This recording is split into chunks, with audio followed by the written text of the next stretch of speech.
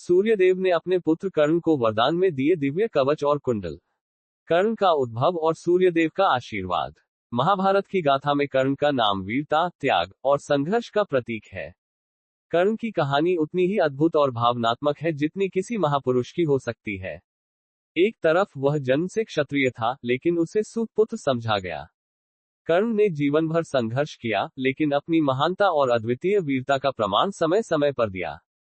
उनकी अद्वितीय विशेषताओं में से एक थी उनका दिव्य कवच और कुंडल, जो उन्हें जन्म से प्राप्त हुए थे। इस कवच और कुंडल ने कर्ण को अजेय बना दिया था, और यह वरदान स्वयं सूर्यदेव ने उन्हें प्रदान किया था।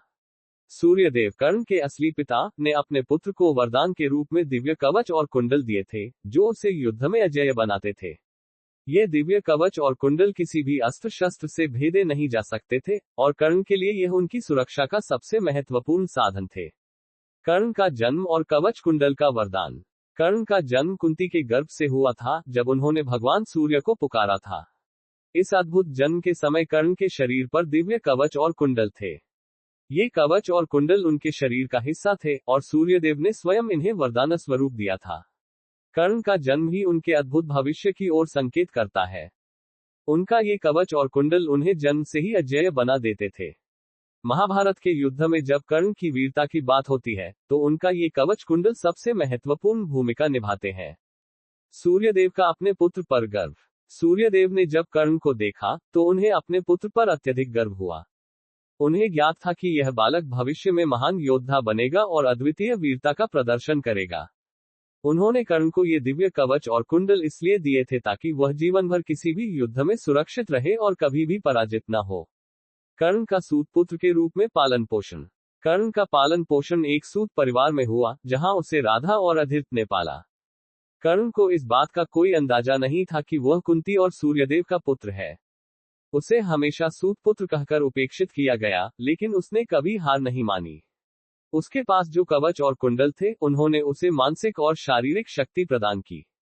द्रोणाचार्य का कर्ण को शिष्य न बनाना। कर्ण को अपनी वीरता और योद्धा बनने की तीव्र इच्छा थी, लेकिन जब वह द्रोणाचार्य के पास शिक्षा लेने पहुंचे, तो उन्हें सूतपुत्र कहकर अस्वीकार कर दिया गया।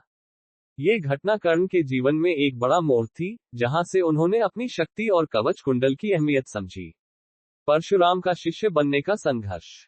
कर्ण ने जब परशुराम के पास शिक्षा लेने का निश्चय किया, तो उन्होंने क्षत्रिय न होने का भेद छिपा लिया। परशुराम ने उन्हें अपने शिष्य के रूप में स्वीकार किया और कर्ण ने उनसे अद्वितीय धनुर्विद्या सीखी। लेकिन जब परशुराम को कर्ण के सूत पुत्र होने का सत्य ज्ञात हुआ, तो उन्होंने कर्ण को श्राप दे दिया कि महत्वपूर्ण समय पर वह अपनी विद्या भूल जाएगा। सूर्यदेव का कर्ण को कवच कुंडल के महत्व के बारे में बताना। महाभारत के युद्ध से पूर्व सूर्यदेव ने कर्ण को अपने सपने में दर्शन दिए और उसे यह बताया कि उसका कवच और कुंडल कितने महत्वपूर्ण है।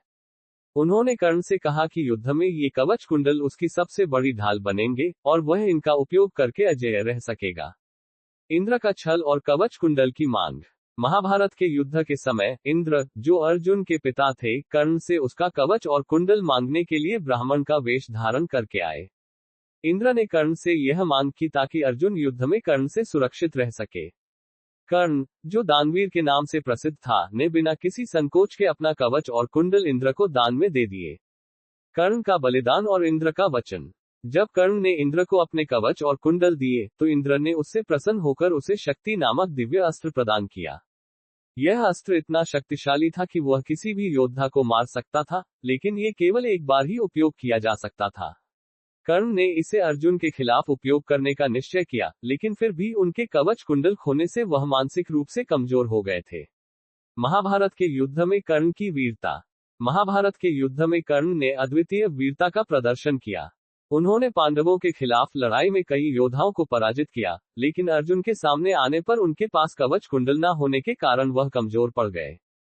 श्री कृष्ण की चतुराई और अर्जुन की धनुर्विद्या ने अंततः कर्ण को पराजित किया।